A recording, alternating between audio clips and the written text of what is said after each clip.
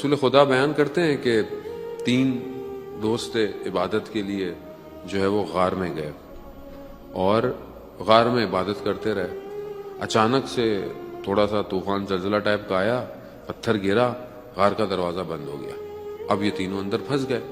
اب انہوں نے کہا پروردگار ہم سے کو غلطی ہو گئی ہے، ہم سے گناہ ہو گیا جس کی وجہ سے اب ہمیں تو باہر نکال. تو تینوں نے کہا کہ جو کام ہم نے اخلاص یعنی صرف اللہ کی خاطر کیا ہوگا ہم اس کو بیان کریں گے. اگر وہ اللہ کی خاطر ہوگا تو دروازہ کھل جائے گا، پتھر ہٹ جائے گا. تو پہلے نے شروع کیا. پہلے نے کہا کہ میں ایک خاتون، ایک لیڈیز مجھے اچھی لگی تو میں نے اپنی ساری جان دولت خرچ کر دی کہ میں اسے حاصل کروں. لیکن جب میں نے اسے حاصل کیا تو مجھے خدا کا خوف آیا. میں نے کہا پروردگار تیری خاطر میں یہ گناہ نہیں کروں گا کہ میں تجھ سے دور ہو جاؤں گا. اگر یہ کام میرا پروردگار تیری خاطر تھا تو تو مجھے نجات دے. تو تھوڑا سا پتھر غار سے ہٹا. پھر دوسرے نے کہا کہ میری کشاورزی کی یعنی میری کھیتی باڑی زمین ہے، اس میں لوگ کام کرتے تھے. تو میں نے ایک دن سب کو جو کام کیا ان کو میں نے آدھا دھرم جو دیا، وہ جو گولڈ سلور کا سکہ تھا وہ دیا. ایک شخص نے کہا کہ میں نے زیادہ کام کیا ہے، میرا جو اجر ہونا چاہیے وہ پورا سکہ ہونا. تو میں نے اسے فی الحال نہیں دیا یا اس کو دینے لگا تو وہ چھوڑ کے چلا گیا، ناراض ہو کے چلا گیا.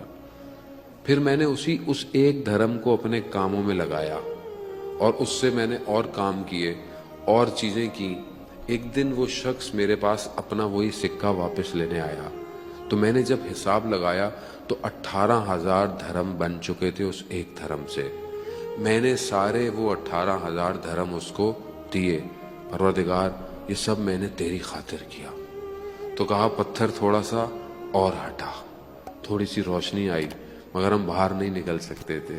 پھر تیسرے نے کہا کہ پروردگار میں نے جو ہے وہ جو بھی کام کیا وہ یہ تھا کہ میں ایک دن میرے ماں باپ سو رہے تھے اور میں ان کی خدمت میں کچھ کھانا لے کر پہنچا.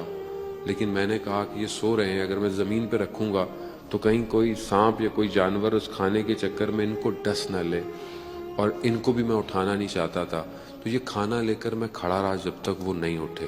پروردگار میں نے یہ کام خالص تیری خاطر کیا تھا. کہا کہ پتھر جو ہے وہ اپنی جگہ سے ہٹ گیا. رسول خدا فرماتے ہیں کہ یہ تینوں اپنے کردار کے سچے انسان تھے. عزیزان محترم، ہم اپنی زندگی میں کہاں پر اخلاص